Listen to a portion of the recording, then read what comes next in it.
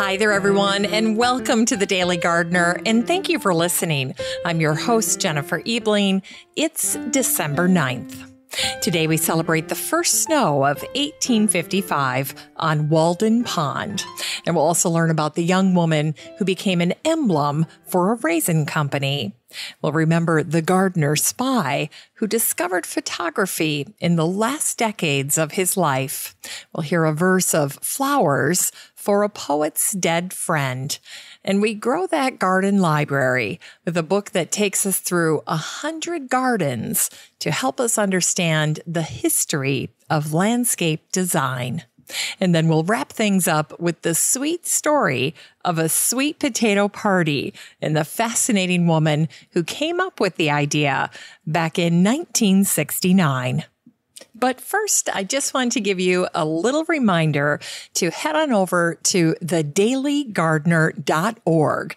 That's the website for the show. And once you're there, you can go ahead and sign up for the free Friday newsletter. It features a personal update from me. You'll get garden-related items for your calendar. All of the books that are featured in the Grow That Garden library segment of the show are featured for the week. They're all right there in a nice little list, so you won't miss anything. I also include gardener gift ideas, garden-inspired recipes, exclusive updates regarding the show, and anything else that comes to mind. Plus, each week, one lucky subscriber wins a book from the Grow That Garden library bookshelf. So you definitely don't want to miss out on that. And I just wanted to share a quick gardener greeting from listener Susan Ducey, who wrote yesterday to say, I just wanted to tell you how much I enjoy your content on the podcast and your newsletter. I love the richness of the history on your podcast, and I always treasure your suggestions on gardening. I'm a book lover as well, and so I appreciate your book suggestions too. And FYI, on my front porch, I have a small pot with a couple of forks from Goodwill to use for the unwanted weed. I loved that idea from your previous podcast. All the best. Well, what Susan is referring to there is in my other podcast, my older show called the Still Growing Podcast. It's still available on all of your podcast players, by the way. I suggested using forks for last minute weeding. And you can just keep those stainless steel forks out in your garden year round. They'll withstand the elements. And if you tuck them in some pots around your property, you'll always have some type of tool handy just for that last minute weeding as you're doing a quick walkthrough. So that's what Susan is referring to there.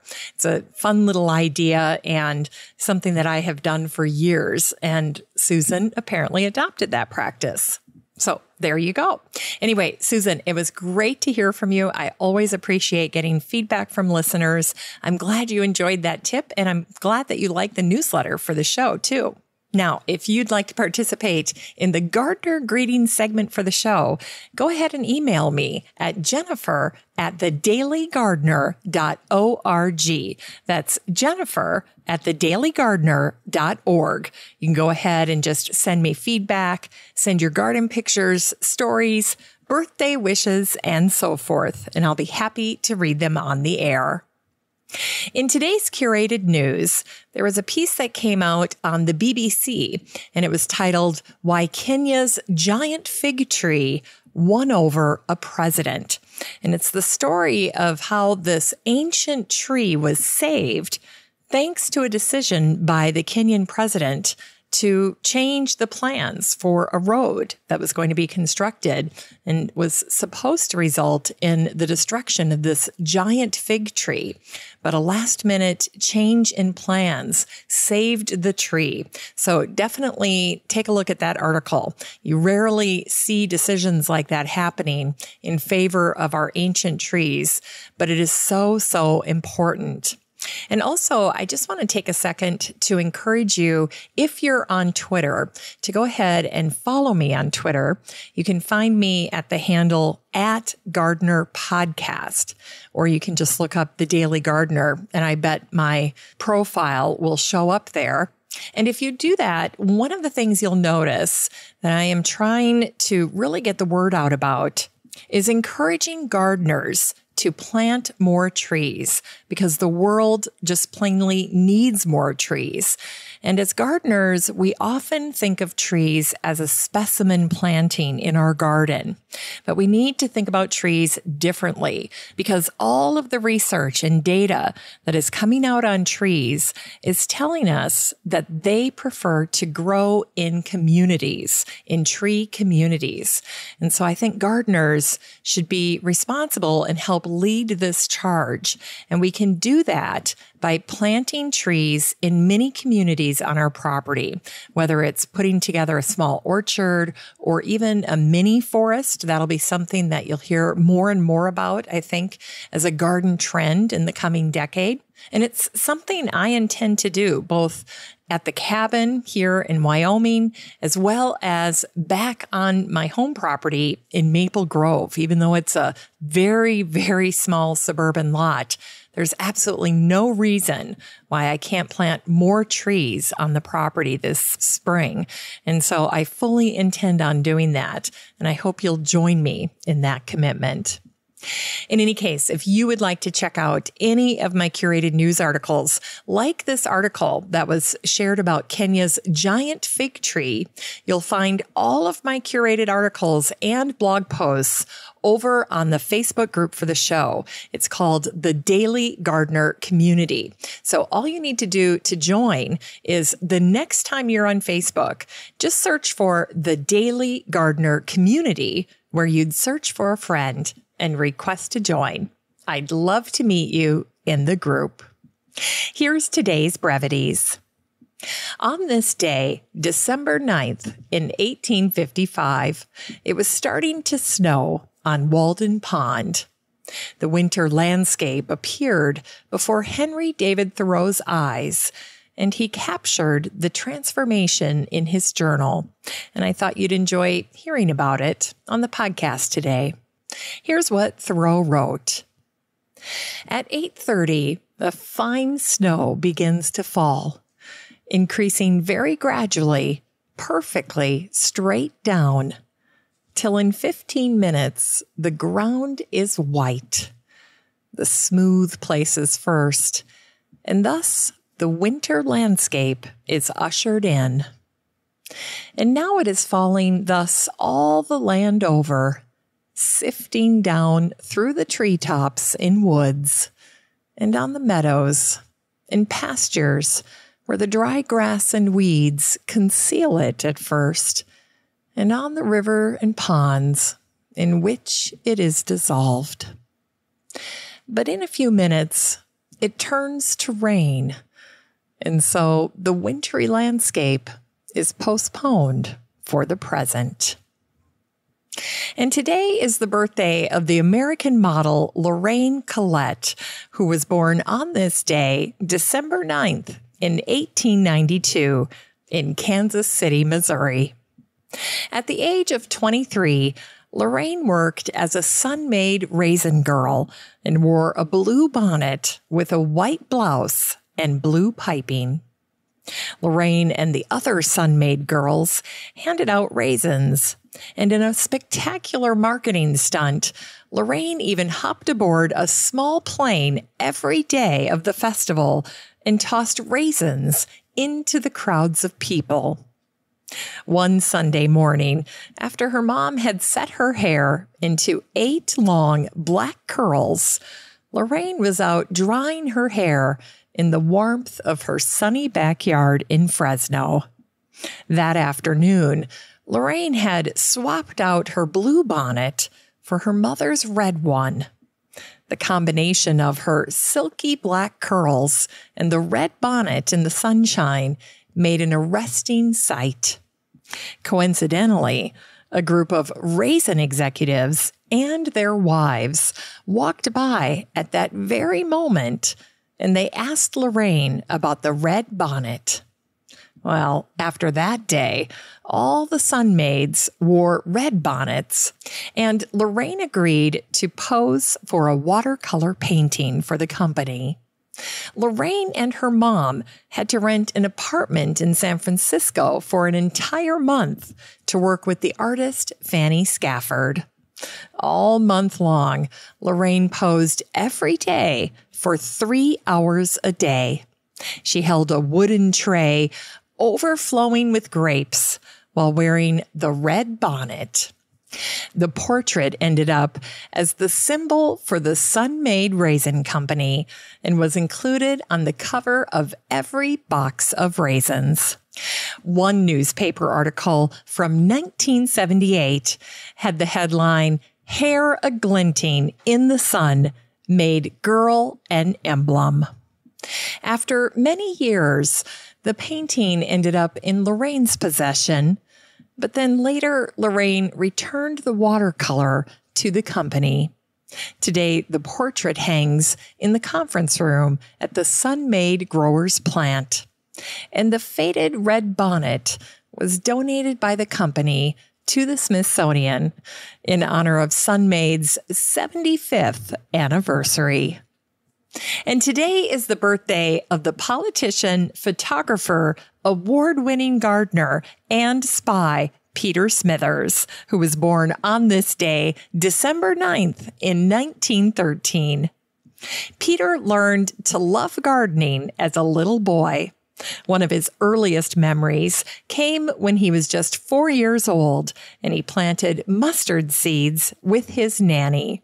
He said, "She was quite aware of a child's inability to wait long for anything.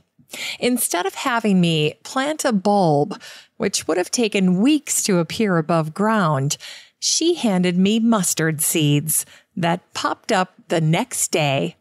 I was hooked for life." Incredibly, in real life, Peter inspired the fictional character of James Bond.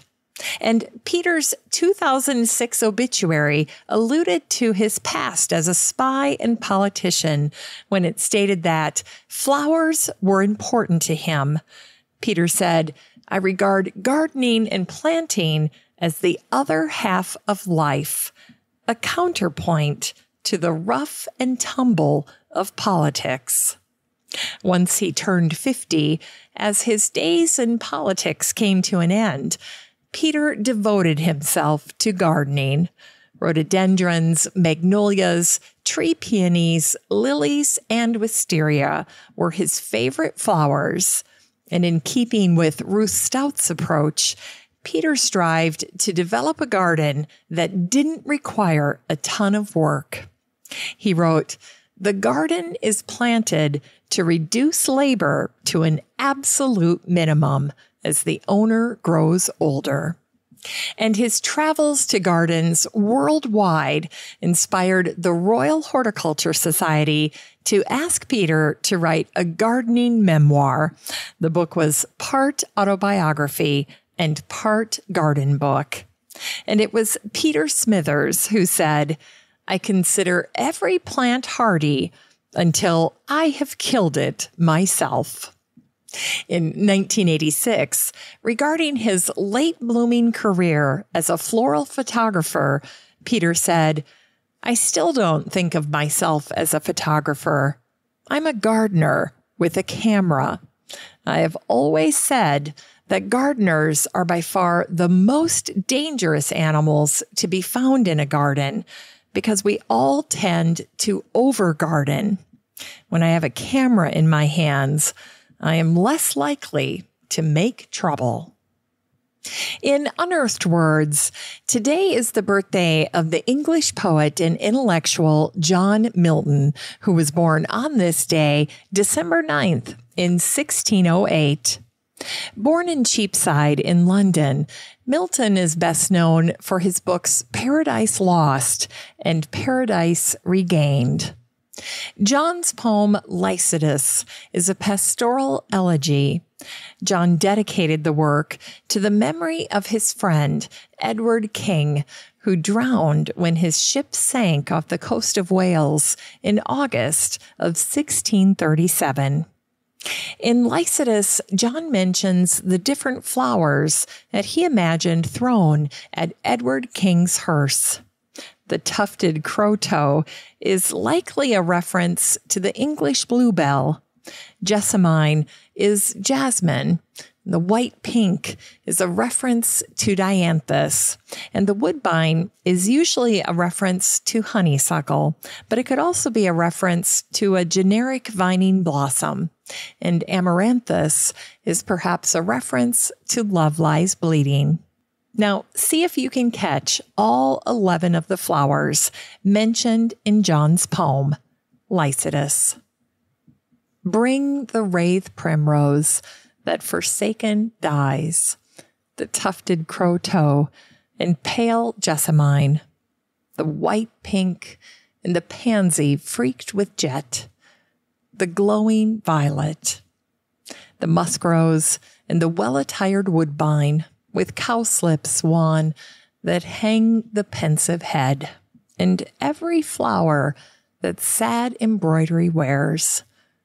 Bid amaranthus all his beauty shed, and daffodillies fill their cups with tears, to strew the laureate hearse where Lycid lies. It's time to grow that garden library with today's book, The History of Landscape Design in 100 Gardens by Linda A. Chisholm. This book came out in 2018, and I must say that the cover of this book is both memorable and gorgeous. I never have a problem finding it. In this book, Linda explores how society, politics, and money influenced the creation of 100 gardens in history. Naturally, Linda's book is organized chronologically and by theme, starting with the medieval garden Alhambra and ending with the modern naturalism of the Lurie Garden. Like the beautiful cover, this book is lavishly illustrated, and Linda is a master at making garden history both fascinating and memorable. An evocative storyteller and a lover of detail, Linda's book is beautifully written. Linda's insights into history and garden design help everyday gardeners appreciate the evolution of gardens over time. If you've ever studied landscape design on your own or in a classroom and left feeling uninspired or bored, Linda's book will provide the guidance and insight you've been waiting for all along. Every gardener and garden designer should have this book because, as Linda advises, we should draw freely from the past. This book is a hefty 536 pages of must-have reference materials for gardeners, garden designers, history lovers, and even travelers with a desire to see and understand gardens and garden history in an enlightened and informed way. You can get a copy of The History of Landscape Design in 100 Gardens by Linda A. Chisholm and support the show using the Amazon link in today's show notes for around $22. Finally, here's something sweet to revive the little botanic spark in your heart.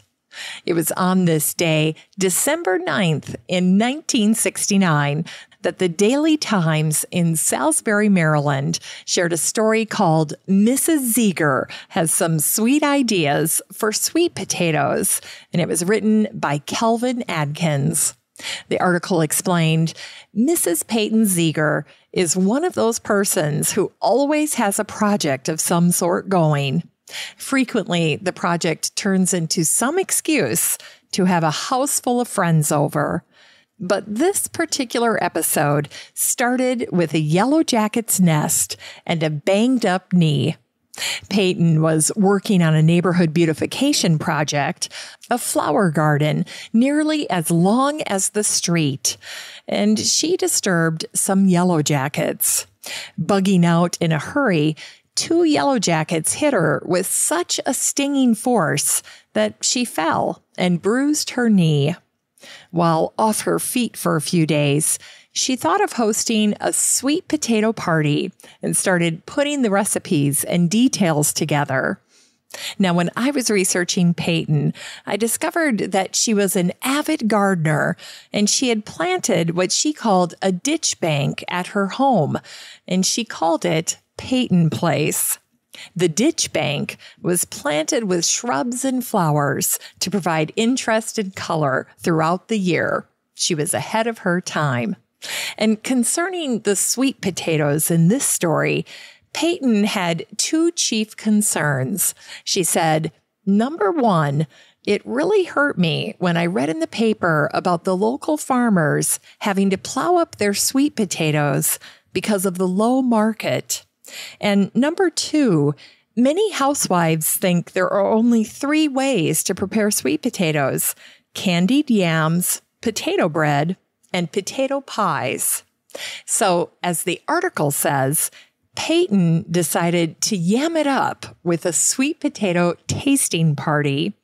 Peyton called the party Peyton Presents Some Sweet Ideas, and she invited some 50 home economists, housewives, and Twin Tree Road neighbors to judge the recipes. And there were a few newspaper and radio people there as well. Peyton prepared some 25 recipes and started the party off with her own creation, a sweet potato punch.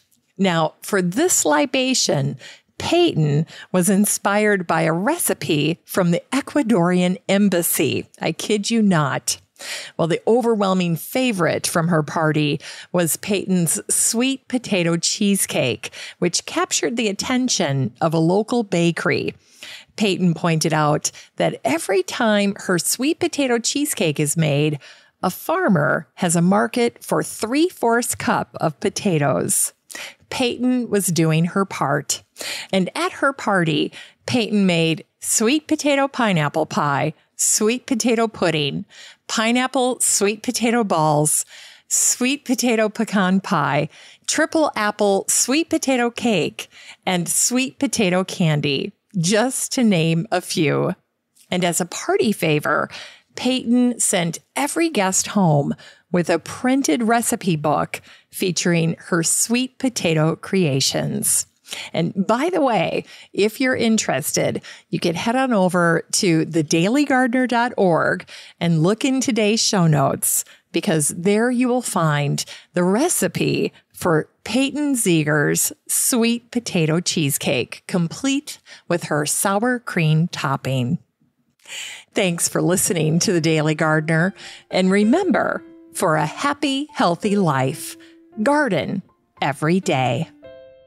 The Daily Gardener is produced in lovely Wyoming, Minnesota, with the help of Paige Mance, Brooke Bierbaum, Kiana Rayleigh, Maddie Doyle, Natalie Decker, and Eric Begay. You can find The Daily Gardener on all your favorite social media. You can follow the show on Instagram, and listeners always have a standing invitation to join the free Facebook group for the show. Just search for Daily Gardener Community the next time you're on Facebook and request to join. All the stories and books that are featured on the show can be found over at thedailygardener.org, thedailygardener.org. And while you're there, be sure to sign up for my free Friday newsletter. Last but not least, you can share your own gardener greetings on the show by emailing me at jennifer@thedailygardener.org. I'm your host, Jennifer Ebling, and as always, have a great day in the garden, and we'll see you tomorrow.